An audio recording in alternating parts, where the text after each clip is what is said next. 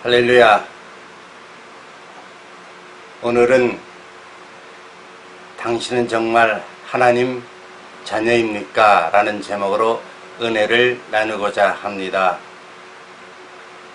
우리는 이 말을 다시 다른 말로 만든다면 당신은 정말 하나님의 백성입니까? 당신은 정말 구원받았습니까? 당신은 정말 중생했습니까? 당신은 정말 거듭났습니까?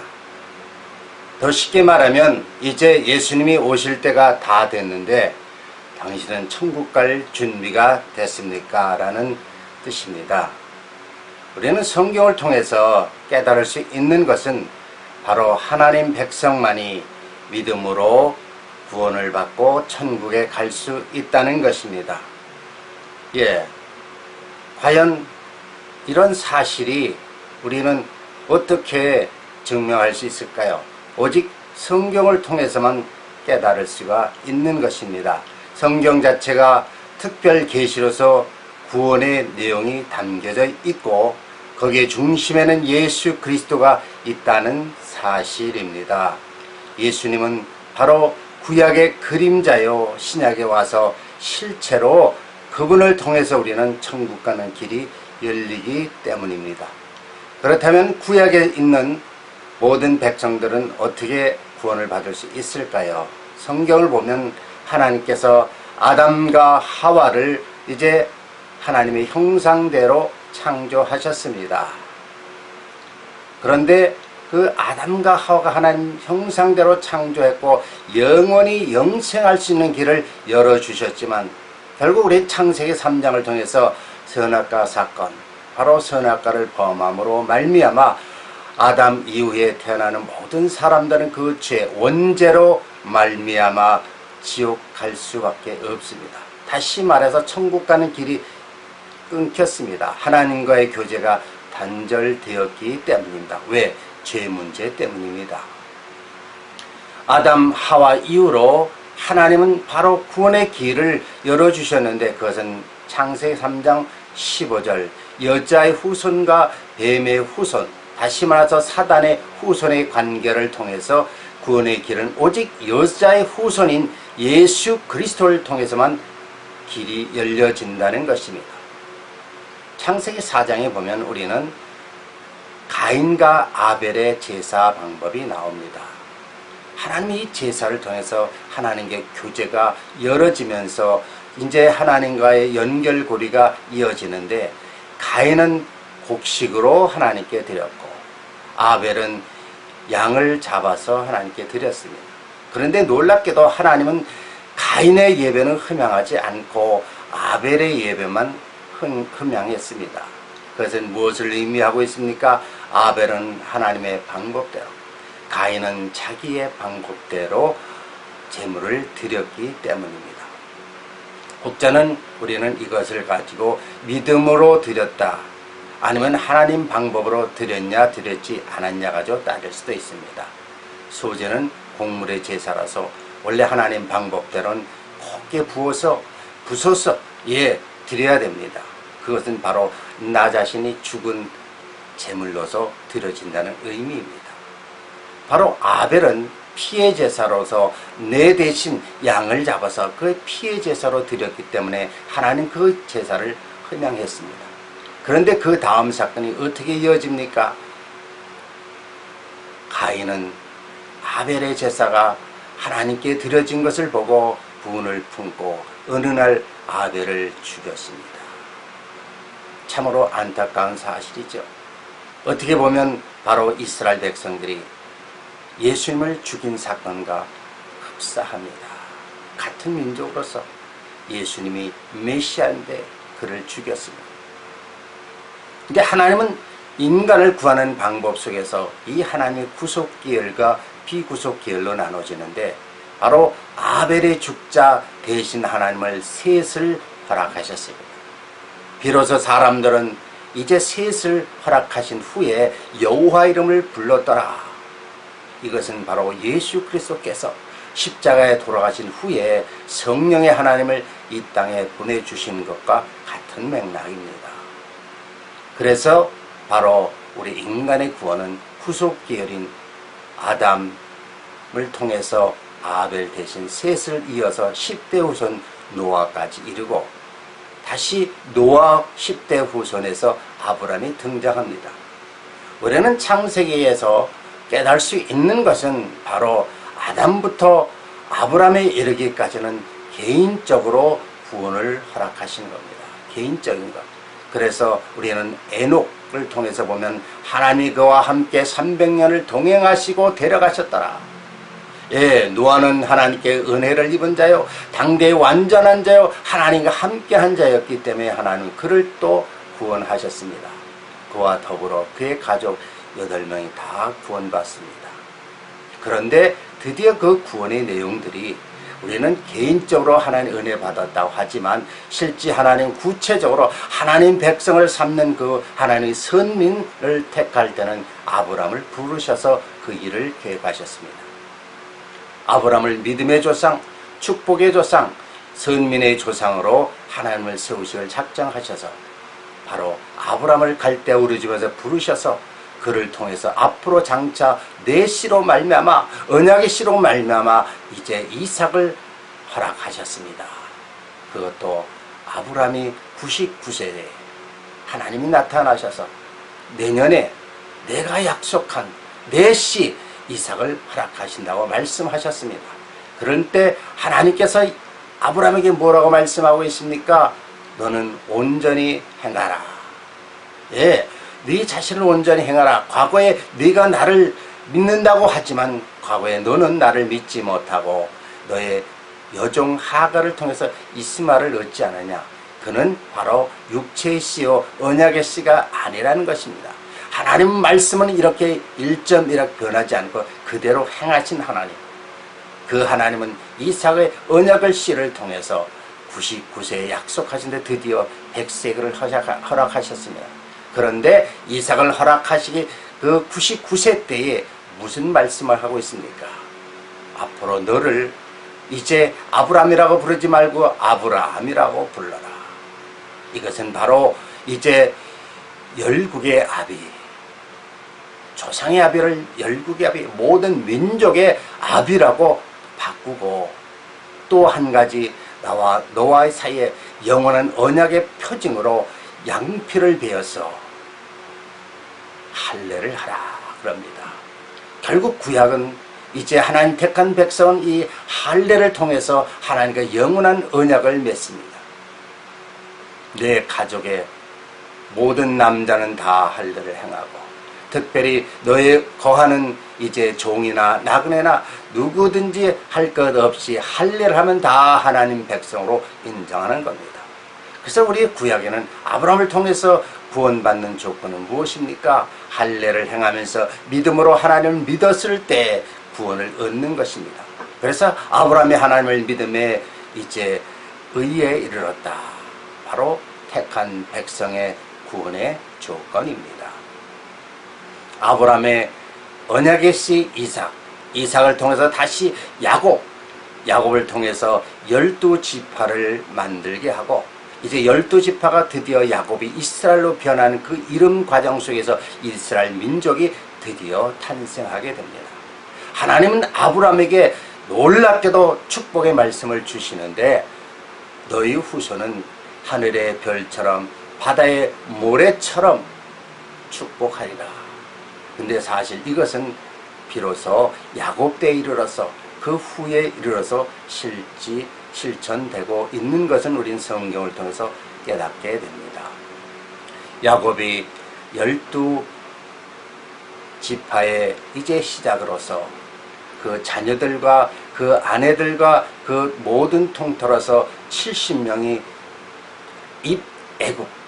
애굽에 내려갔을 때 하나님 드디어 애굽 땅에서 이스라엘 백성을 어마어마하게 창성케 하시고 강대케 하십니다. 그래서 우리는 출애굽할 때 보면 이스라엘 백성이 자그마치 수백만 명이 이릅니다. 혹자는 250만 명, 혹자는 300만 명, 이렇게 엄청난 민족으로 그들이 강성해지고 창성해집니다.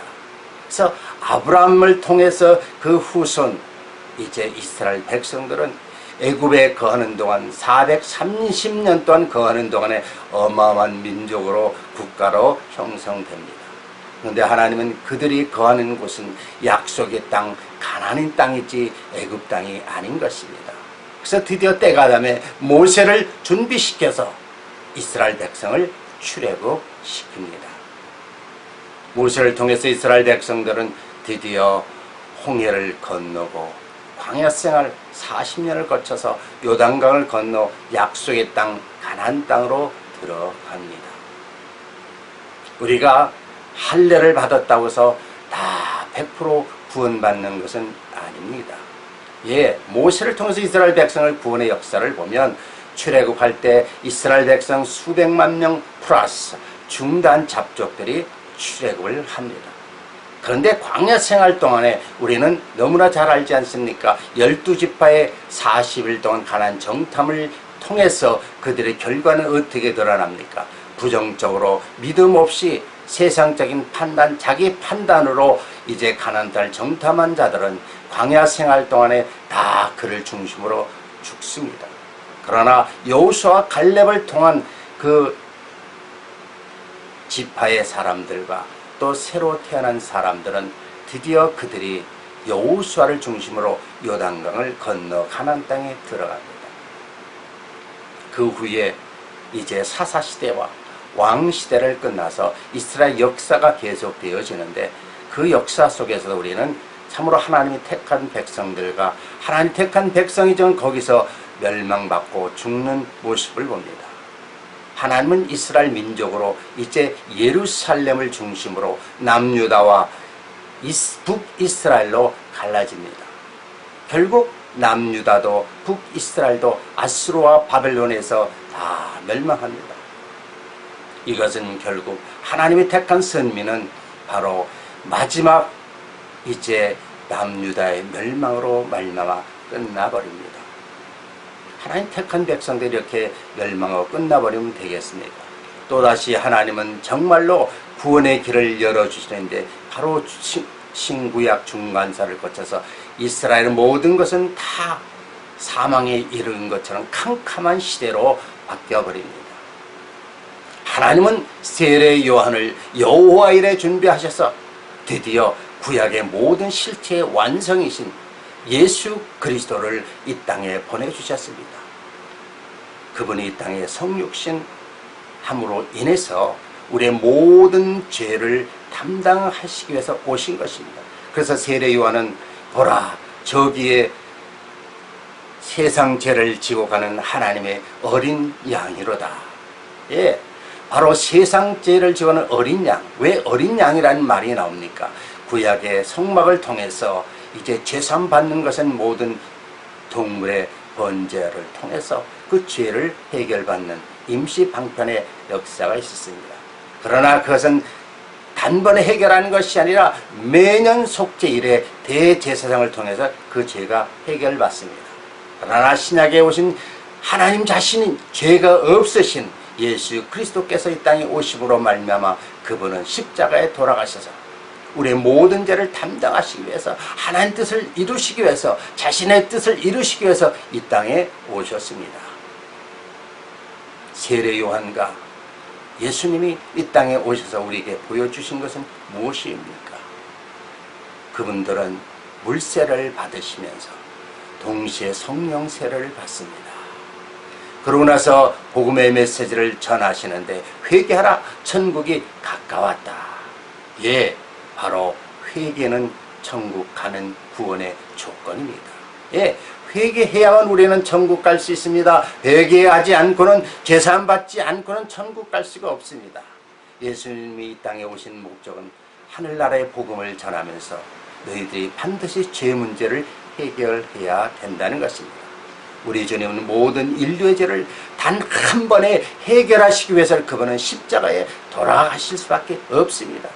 그래서 그분의 흘린 피야말로 십자가에서 속죄 제물로 화목 제물로 주님은 피를 흘리셨기 때문에 우리의 모든 인류의 죄를 사해 주시고 그분을 통해서 우리는 천국 가는 길이 열립니다. 십자가에서 돌아가시는 그 순간 우리는 구약에서 죄사함을 받는 유일한 성막 안에 성소와 지성소 사이에 휘장이 있었는데 예수님 십자가 돌아가신 그 순간 휘장이 하늘 위에서부터 아래로 찢어졌더라. 대제사장인 실체인 예수 그리스도께서 그 일을 감당하셨기 때문입니다. 이것으로 끝나는 것이 아니지요. 우리 주님은 사흘 만에 이제 죽은 자 가운데서 다시 살아난 부활이 되셨습니다. 첫째 부활로 이 땅에서 그 모든 죄와 사망을 해결하셨습니다. 로마서 12장 1절에 보면 예수 안에서 생명의 성령의 법이 죄와 사망의 법을 해방했노라. 바로 예수 그리스도께서 그 일을 해결하셨습니다. 그렇다면 주님은 이 땅에 계시는 동안 우리에게 무엇을 말씀하고 있습니까? 앞으로 내가 다시 천국에 갔을 때는 너희에게 영원토록 함께할 이제 보혜사 성령을 보내주리라. 우리 주님은 천국 가시는 그날까지 우리와 더불어 함께하여 주시고 이 땅에 사는 우리 모두를 구원시켜서 영원한 천국에 가시기를 원하는 겁니다. 그래서 너희는 정말 모든 민족의 사마리아 땅끝까지 복음을 증거하며 내가 영원토록 너와 함께하리라. 무엇으로? 성령을 통해서 함께하리라고 약속하고 있습니다. 예수님을 끝까지 쫓겠다는 12 제자들도 결국 주님을 다 쫓지 못하고 세상 쪽으로 갔습니다. 주님의 십자가 사건 속에서 그들은 다 두려서 옛 모습으로 갔지만 우리 주님은 다시 부활하셔서 그들을 찾으시고 이제 그들에게 40일 동안 이 땅에 머물면서 약속하시지 않습니까?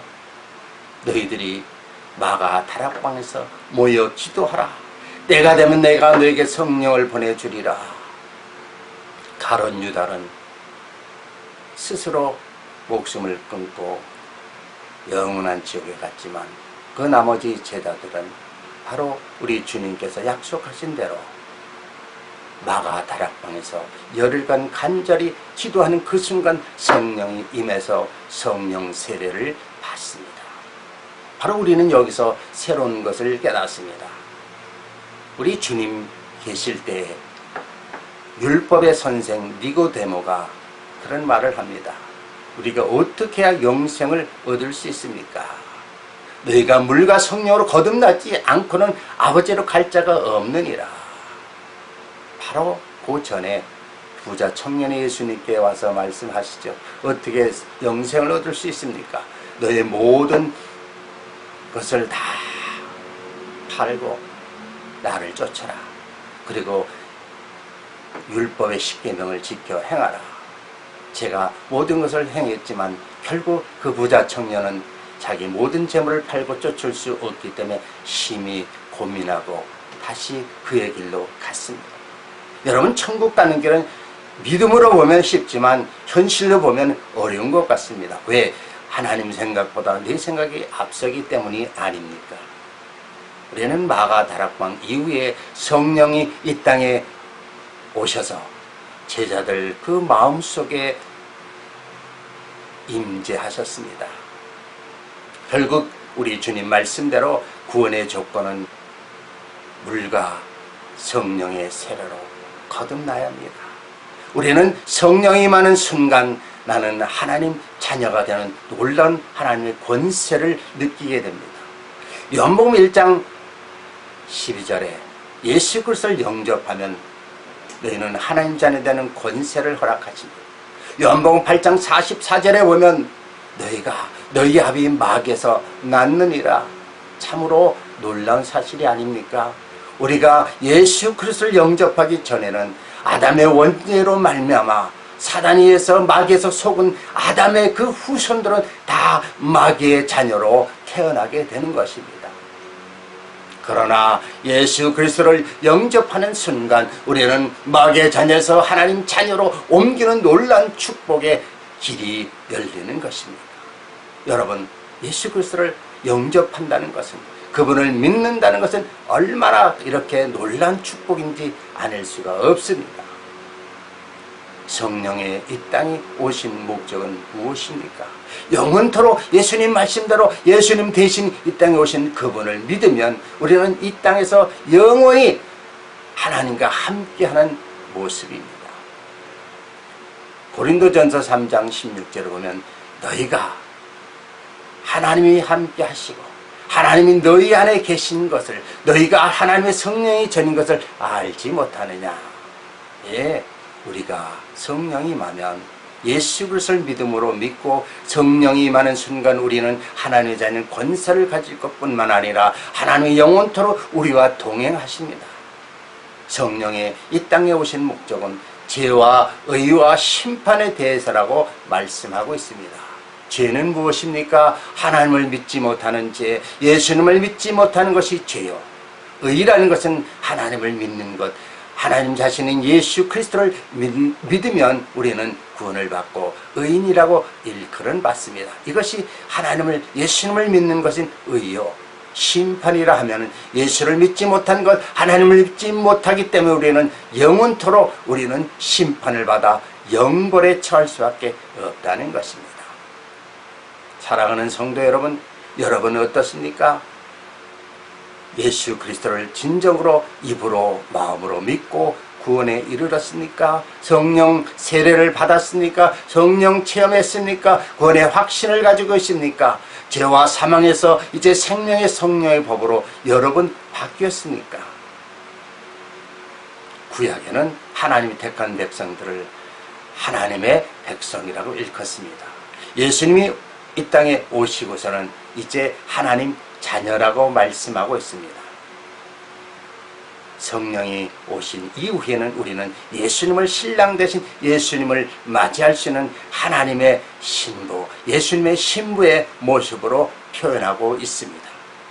이 땅에 처음 초림 예수로 오셨을 때는 우리를 죄에서 구원하시고 하나님 백성 삼아주시기 위해서, 하나님 자녀 삼아주시기 위해서 오셨지만 이제 그분이 우리의 모든 죄를 담당하시기 위해서 십자가에 돌아가심으로 말미암아, 속죄물로 화목제물로 돌아가심으로 말미암아 우리 하나님과 우리의 관계의 단절을 회복하여 주시고 인간과 인간의 모든 죄를 회복해 주셨기 때문에 우리는 그분을 받아들이는 순간 구원을 받습니다.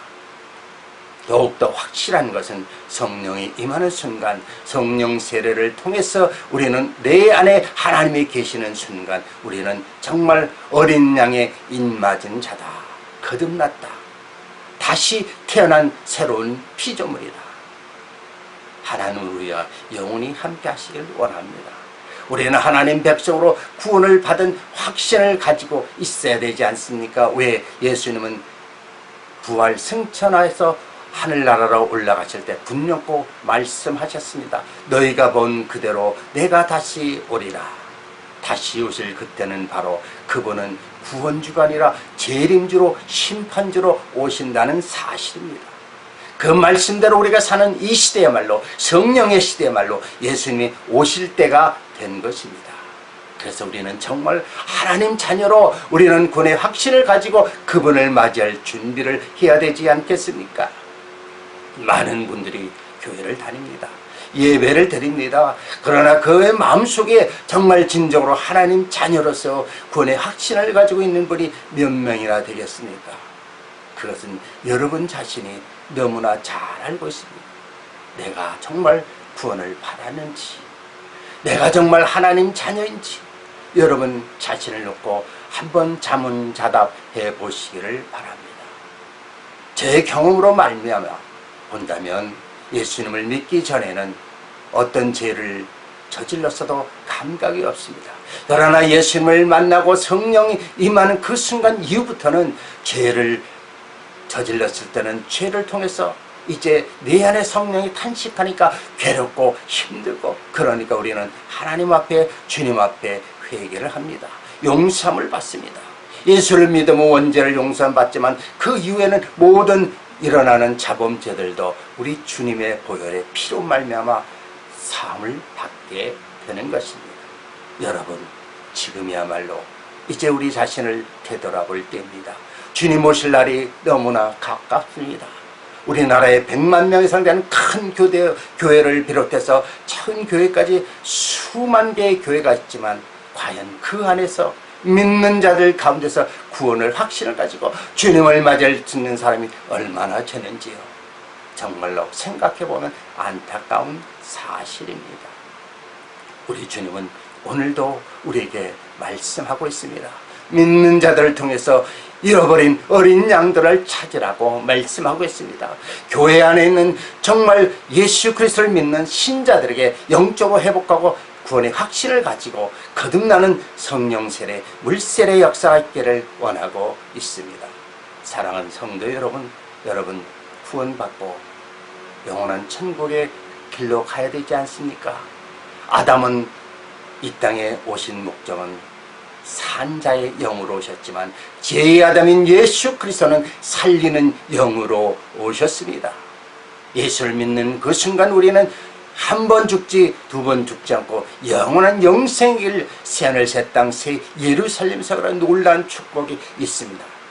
그러나 예수를 믿지 않는 사람은 한 번 죽는 것이 아니라 육신뿐만 아니라 영혼을 죽는 영원한 불모에 떨어지는 둘째 사망에 이르면서 영원한 영버린 지옥에 떨어질 수밖에 없다는 사실을 성경의 말씀을 통해서 깨달으시길 바랍니다. 오늘도 여러분 이 말씀을 통해서 우리 자신을 한번 다시 되돌아보시기를 바랍니다. 그분은 여러분을 지금도 구원의 손길로 인도하시고자 원합니다. 많은 주의 백성들, 주의 종들, 이 마지막 시대 우리의 사명이 얼마나 크고 중요한지를 다시 한번 생각하시고, 어디서 내 믿음이 떨어졌는가, 어디서 내 자신이 정말 구원의 확신이 없은가 생각해 봐야 되지 않겠습니까? 우리는 깨어서 근신하며 이 시대를 영적으로 바라보는 영안이 열리시기를 주의 이름으로 축원합니다. 기도하겠습니다. 할렐루야. 하나님 감사합니다. 이 세상은 죄악과 허물들이 관영하고 만영한 시대, 음란한 시대, 악한 시대입니다. 우리가 이 시대에 정말 이 성령의 시대에 사는 우리는 어떻게 살아가야 할 것인지, 세상적인 것보다는 영적인 것을 사모해야 되지 않겠습니까? 재림주로 오실 주님이 오실 때 우리는 다 들림받아서 영원한 천국에 들어가야 되지 않겠습니까? 우리는 주님 오실 그날 그 시간까지 구원의 확신을 가지고 주님을 마라나타의 신앙으로 준비하고 있어야 되지 않겠습니까? 많은 영혼들이 아버지여 헤매고 갈팡질팡하고 있습니다. 교회는 다닌다고 하지만 구원의 확신을 가지고 있지 못한 영혼들이, 잃어버린 어린 양들이 너무나 많습니다. 우리 주님은 청함을 통해서 교회 안에 들어와 있지만 이제는 그 가운데 택함을 받아 세마포옷을 준비하고 주님을 맞이할 준비를 해야 되지 않겠습니까? 이것이 바로 오늘날 살아가는 우리의 신앙의 자세인 것을 깨닫습니다. 요한계시를 통해서 귀 있는 자들은 성령의 음성을 들을지어다 라고 말씀하고 있습니다. 성령의 음성을 듣고 주님 맞이할 준비가 될 수 있는 저희들 되기를 원합니다. 많은 주의 백성들, 주의 성도들 깨어서 근신하며 주를 맞이할 수 있는 준비를 하게 하여 주시옵소서.